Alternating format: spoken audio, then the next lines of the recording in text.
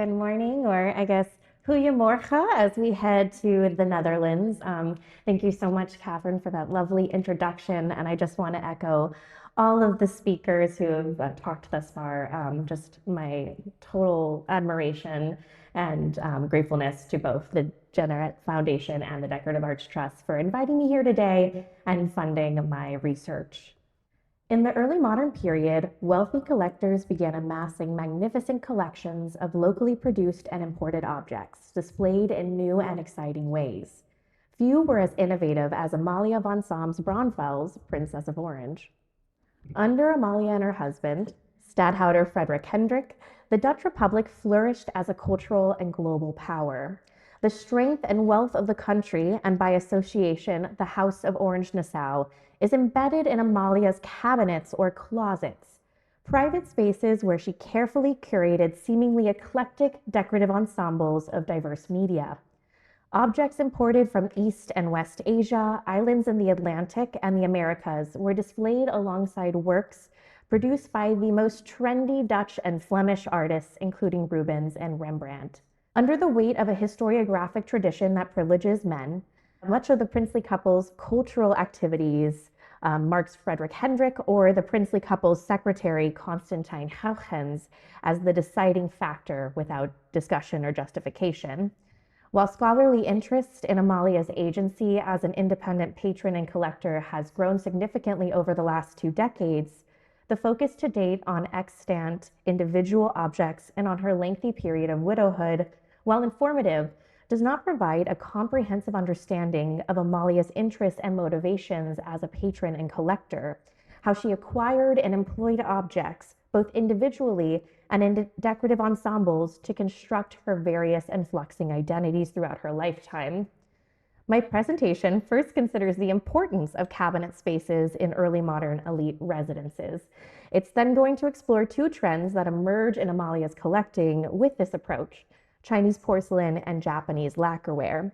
Finally, this presentation touches on new research conducted for my forthcoming book and generously funded by the Decorative Arts Trust, which uncovers Amalia's material legacies that continue to be used as a powerful tool by the Dutch royal family today.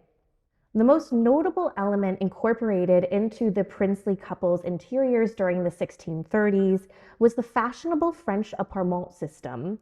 This system organizes the residence into a connected suite of rooms or apartments, where each room serves a range of fixed purposes.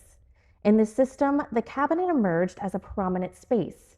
Unlike more public rooms, such as the bedrooms and audience chambers, access to cabinets was heavily restricted by the resident. Peter Thornton postulates that in this space, residents were freed from the decorum that governed the main, more public rooms, and they could therefore be decorated and furnished to reflect the personal tastes and interests. And here I just have 2 of the many examples we have of cabinets ranging from the 15th to the early 18th century. The cabinet served as an informal, intimate space where one could withdraw with a select group of friends as a further confirmation of their status, as well as conduct business, write letters, and relax. While access to the princess differed from that of her husband, ultimately access to Amalia's cabinets would have been at her discretion. It is unlikely that guests would be allowed to enter without her, making her presence a key component of experiencing these spaces, and something I hope you keep in mind as we move through her various cabinets. While Amalia's cabinets have been briefly discussed in scholarship, they are difficult to categorize in the limited scholarly options we currently have available, in part due to the lack of a clear formula. While one early space may contain a plethora of what we consider Kunstkammer or Wunderkammer objects, another primarily houses paintings. This had led scholars to suggest they are either jointly curated by her and her husband, or generic spaces devoid of deeper meaning. By immersing myself in available inventories and charting the changes to these rooms over time, I argue that Amalia utilized her cabinets to experiment with novel displays that evolved with her changing identities. The princely couple's 2 primary residences in The Hague differed greatly in character. Whereas the Stadhouder's quarters, which is the lowest one, was literally physically attached to the buildings where the ruling government, the States General, met and was legally owned by that government, the Oude Hof, which is slightly above, was a more private, noble residence owned by the ruling family. Amalia's final residence, Haus ten Bosch, all the way on the other side of the screen, was completed after the death of her husband in 1647. Both sites remain important government spaces today, and if you decide to attend the forthcoming 2026 Decorative Arts Trust trip to the Netherlands, you can even go walk around them, and if you're lucky, time up your visit so that you can enter Noordeinde Palace while the royal family is on vacation. So the stadhouder's quarters on the left side of the screen remains the heart of the Dutch government and is where Parliament meets, and Noordeinde is still, as I mentioned, a royal residence and the king's primary workplace, as well as where the royal archives and collection are located, which is where I've spent most of my time. In studying Amalia's cabinets from across her residences, from the earliest inventories in 1632 to her inheritance documents from 1673, it becomes clear that she held a special interest in imported Asian wares. While the majority of her small early collection was inherited from Frederick Hendrick's deceased relatives, the later objects were primarily gifted or commissioned via the Dutch East and West India companies. Over the course of the 17th century, the two trading companies dominated global trade, establishing exclusive trading rights with nations in East Asia and colonizing portions of the Americas, islands in the Atlantic, and Southeast Asia. The 1632 inventory includes an unassuming silver-plated coffer in one of Amalia's cabinets in the stadhouder's quarters that reflects the close relationship directly between Amalia and the trading companies. What is most notable about this object to the inventory auditor is that it was given to Amalia by Admiral Piet Hein. Hein was a powerful figure who became a vice admiral of the newly minted West India Company in 1623. He unexpectedly captured an entire Spanish fleet off the coast of present-day Cuba in 1628, pouring an unimaginable sum into the treasury of the WIC and accelerating the company's ruthless domination of Brazil. You see a Dutch print that's circulated at the time, and that large chunk of text on the bottom is actually an inventory of all the booty that was received, including not only an insurmountable amount of money, but textiles and all sorts of material and decorative goods. By 1631, the company established a Dutch colony in Brazil that started the nation's direct involvement in the transatlantic slave trade. Hein returned to the Dutch Republic a hero, briefly in 1629, and presented the box to Amalia. Although Frederick Hendrick and Amalia did not play a direct role in the trading company's administrations, they were entitled to 10% of the value of any enemy ship captured by the companies, as well as profits from trade, funds they likely used to purchase artworks and commission artists. More so than her husband, Amalia employed her connections with the trading companies to consciously enhance both her individual and her dynasty's reputations by acquiring luxurious Asian objects, which would demonstrate the dynastic power of the House of Orange-Nassau and her ability to procure highly sought-after treasures to a European audience. Amalia's porcelain collection greatly benefited from this relationship, growing from a few dozen pieces in 1632 to over 1,200 in 1673. Her enormous collection included thin blue and white crockware with brilliant cobalt blue decoration, transitional period pieces, and the earliest examples of milky white porcelain from the County d'Oie in a European collection.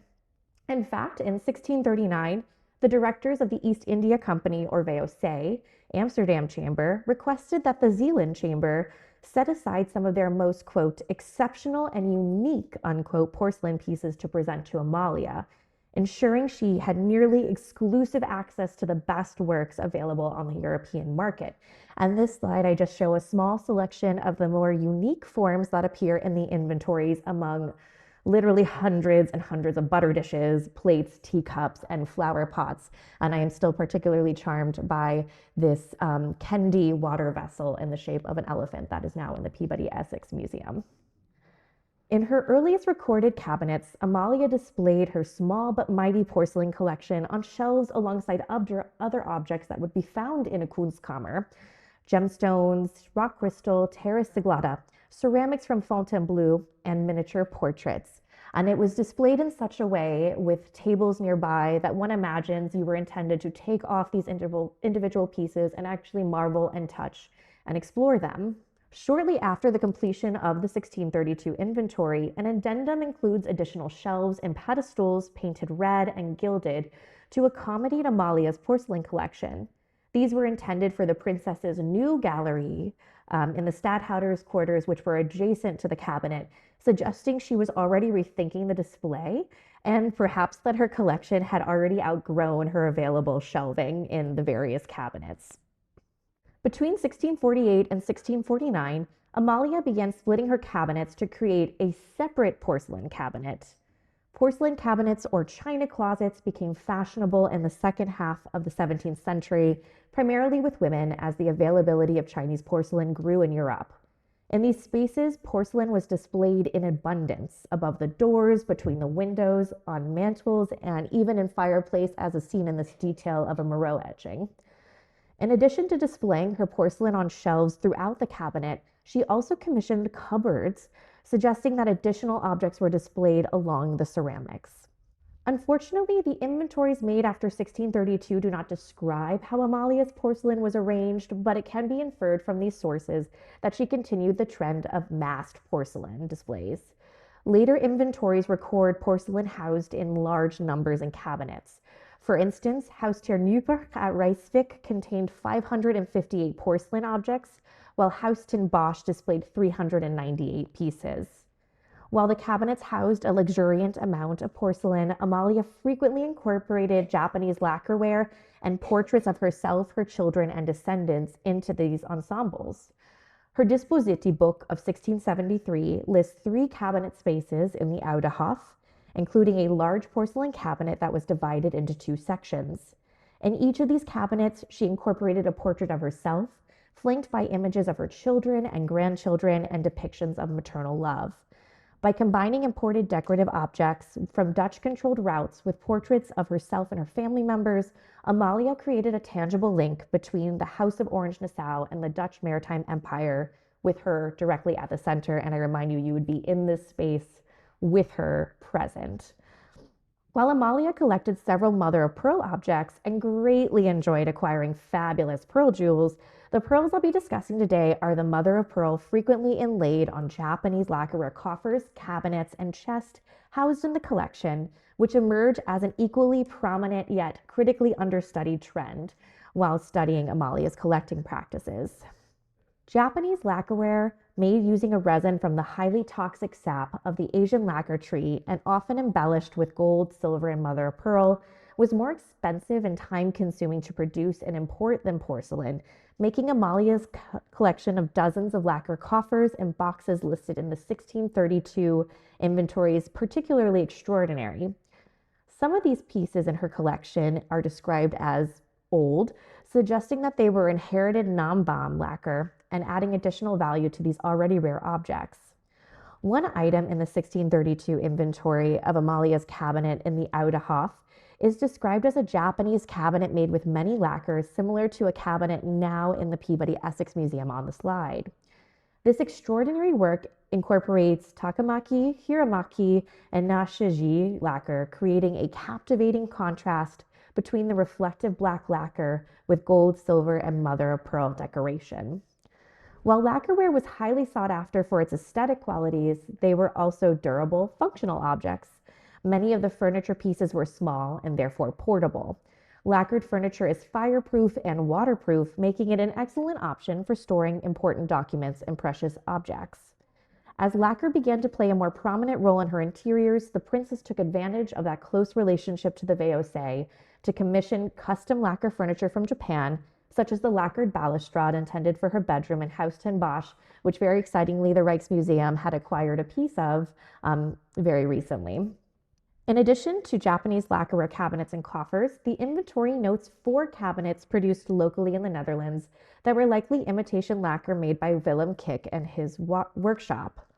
The exterior surface of Kik's small chest is filled with a profusion of scrollwork, floral motif to colorful tropical birds, and a monogram. Kik's workshop used local wood, varnish, and gold paint to evoke the stunning contrast found on Japanese lacquerware objects. In comparison with the Peabody Essex Museum cabinet, the decoration on Kik's chest is remarkably flat and lacks the luminosity of true lacquer that incorporates gold, silver, and mother of pearl. While imported Japanese lacquer was more prized than Dutch-produced lacquer, imitation lacquer goods were still appealing to elite and wealthy collectors, clearly. In addition to being more accessible, Anne-Marie Klautvik suggests that locally produced goods offered the opportunity for buyers to customize an object to their taste. Within Amalia's cabinet, the presence of imitation lacquer displayed alongside Japanese examples offered the opportunity to compare the two processes via connoisseurial activity, in addition to highlighting Dutch artisanal ingenuity. By the 1650s, Amalia fully eschews lacquer's functionality for its aesthetic qualities, instructing numerous chests and coffers from her collection to be mutilated to envelop the walls of her cabinet at Haus ten Bosch. The quality of the remaining lacquer pieces in the following 1654 to 1668 inventory is described as essentially bad, indicating that Amalia had the most beautifully decorated, larger pieces selected for the commission. This cabinet, now lost, was lined with the split panels and painted in the orange Nassau heraldic colors of blue, orange, and gold. Visitors fortunate to experience Amalia's cabinet described it as, quote, noble and splendid, being completely covered with wood from China and painted after the fashion of the country, nor is there any lacquer of mother of pearl which makes it absolutely sumptuous, unquote. The only surviving room of this type is now in the Rijksmuseum in the scene on the slide. This room was originally installed in the Leeuwarden residence of Henriette Amalia van Anhalt-Dessau, granddaughter of Amalia, at the end of the 17th century. Rather than consisting of split Japanese lacquerware boxes and chests, etc., as it was in Amalia's room, Henriette's room was created by splitting Chinese Coromantel lacquerware screens down the middle in order to make the most of each piece and use both sides as wall paneling. The screens were then attached to the walls of the room, completely covering the wall surface in the dark, luminous lacquer. Already during her lifetime, Amalia's novel decorative schemes were emulated by others who sought to create a material link to the princess and her dynasty. Cordula Bischoff's research on porcelain cabinets curated by women collectors highlights the immediate diffusion of Amalia's displays throughout Europe. Critically, Amalia's daughters, married to German aristocrats, introduced mass porcelain displays to the German lands where they were quickly copied. Louise Henriette brought her Chinese porcelain with her when she joined her husband Frederick at their palace near Berlin in 1646. Frederick wrote of his wife's passion for porcelain, noting that she was, quote, frightened that if there was a fire, the servants would remove the furniture, etc., where she was more concerned about the porcelain, unquote. In 1663, Louise Henriette installed a porcelain cabinet at her pleasure palace, Schloss Oranienburg. Although now lost, textual sources note that the walls of the room were covered in the heraldic colors of the House of Orange-Nassau and the ceiling decorated with oil paintings of Indian scenes in golden frames. Soon, not only women but also men began to amass massive collections of porcelain. Between 1688 and 1695, Louise Henriette's son, Frederick I of Prussia, renovated Oranienburg to commemorate his deceased mother and exalt the House of Orange-Nassau. Frederick added a new porcelain room and adjacent lacquered cabinet. By emulating Amalia's original collections, her descendants further solidified the material associations between the House of Orange-Nassau and imported Asian objects. And here too, just an example from outside the family, which is tapestries after the Indian manner at Belton House, which were commissioned in 1691 and signed by John Vanderbank and made to clearly emulate this lacquer profusion wall paneling. And I just want to briefly mention and kind of plug my forthcoming book that it is going to expand into present day, focusing quite a bit on Amalia's continued influence into the Gilded Age and 20th century, in particular spaces such as the two you see on screen, which is the East Indies Hall in what is now Noordeinde Palace, that is completely inlaid with Havanese teakwood, and the Japanese Zal in Haus ten Bosch. And in many of these spaces, there is the inclusion of decorative objects that I'm recovering that were acquired by Amalia and remained in the royal collection and then became the focal point for monarchs like Queen Wilhelmina in creating these very unique and important public and political spaces. My book is also going to interrogate how the current ruler, King Willem, is continuing this material and visual legacy, as well as musing on the future potential as Amalia is currently experiencing quite a renaissance in the Netherlands in part because of a growing interest in uncovering historic women, as well as because the heir of the throne is literally named Amalia, and you see her on screen in Amalia's Orange Zal, which is a massive painted room that essentially glorifies her and Frederick Hendrik. Within the most intimate spaces of her apartments, Amalia was freed from the courtly decorum that dictated the decor of other more public rooms and offered the opportunity to trial different innovative decorative schemes that incorporated a range of locally produced and imported fine and decorative artworks. The incredibly personal nature of cabinets marks them as a critical site for negotiating a resident's identities and offers a fruitful path for scholars invested in uncovering women's active participation in the consumption, creation, and curation of visual and material culture. This approach highlights facets of Amalia's collecting and display practices, notably her keen interest in Asian imported decorative works. When Amalia died in 1675, her novel decorative schemes had already disseminated throughout Northern Europe through her immediate descendants' continuation of the displays, and in the etched series of porcelain and lacquerware cabinets by Daniel Moreau, which solidified many of her contributions to interior design. The royal family continues to display these works and utilize key spaces, further underscoring Amalia's continuing importance as a cultural agent and highlighting the immeasurable ways the past continues to impact us today. Okay, thank you.